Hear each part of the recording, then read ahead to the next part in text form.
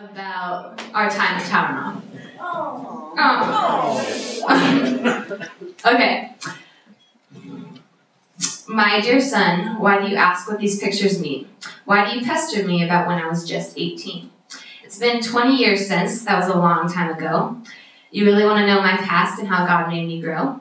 Okay, son, I'll tell you. This story, yeah, it's good. Of my 3 months in Austria, I'll do it again if I could.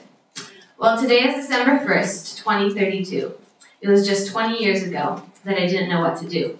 I graduated high school and God spoke to me, told me to go to Schladming, no university. I was a Christian, loved God, knew He was my life, knew He was there for me in happiness and in strife. But I wanted to know more, so I packed my suitcase, flew across the ocean, more knowledge I did chase. I arrived cold and scared in room 31, lugging my heavy bags, man, I brought a ton. September 23rd, we were strangers from different lands, many different languages and several different plans. With a deep breath, I began my journey, knowing it'll be great after. Made some friends over Skittles and Frisbee, and of course, lots of laughter. First day was awkward. Standing up and saying our names, our favorite color, where we're from, don't they know that's lame? Nevertheless, it started conversations, and the people became real. Although it took a couple weeks for us to not be silent at every meal. Some came with doubts, some came with fears, some with a lot of pain that brought so many tears. We all came to school strangers with different odds and ends, but we would soon find out that these people would be our best friends. We bonded over sports, games, hangouts, and every Saturday outing, or Ultimate Uno in the bistro where we all ended up shouting. In the beginning, we asked many questions, and yes, friendships were sprouting. But yeah, we'll all probably admit in the back of our minds we were scouting. They told us not to date, for we didn't come here for that. But if we thought it was inevitable with Brad and Jane, we could chat. Nevertheless, things happened, although I'm not supposed to say. How many couples were there? For some, I actually prayed. About week 2, I knew all the names, from Alyssa to Cash Blade. But there was one guy who just couldn't remember. I think his name was Cade. The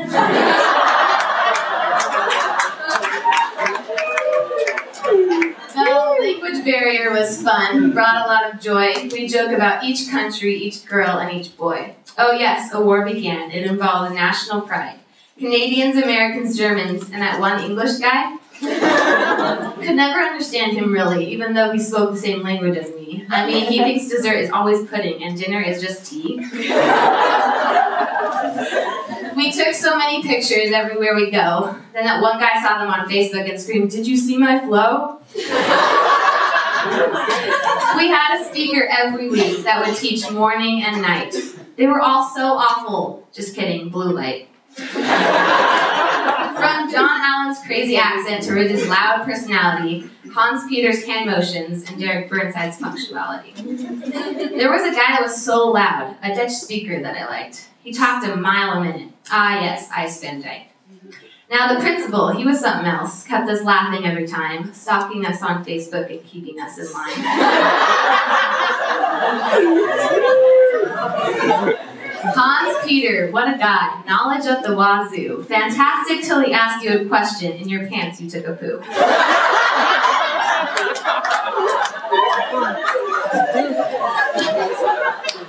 The guys had his RA named Luke, who I haven't seen since. He's probably doing a workout ministry called Temple Maintenance. Oh, and our RA was splendid, a sweet girl from Australia, although she liked boys with short shorts that looked like they would kill you. Someone once said to me, "Who's the dirty stash boy?" I leaned over and whispered, "That's that weird guy named Troy." But the people were great, from the Denmark team to the Power Brothers, the older crew and barely 18s, we could not add another. There were girls who ate chocolate a lot, like almost at all meals. Or Rob, who just ate in general anything he feels. My friends called me Sunshine because I was always cold. Coming from California, I had to be bold. We enjoyed the sun when it came and did our best with the snow. Sledding, skiing, snowboarding, snowball fights, we stayed low. We were assigned duties that changed every 4 weeks. We learned to not complain and held in our streaks. Travel weekend, we went our separate ways and got to go to the cities. came back with inside jokes, stories, and people we could tease. We went to small towns, slipper factories, and places uncharted, or maybe sunrise hikes where the larvae first started. Roommates were picked perfectly. A couple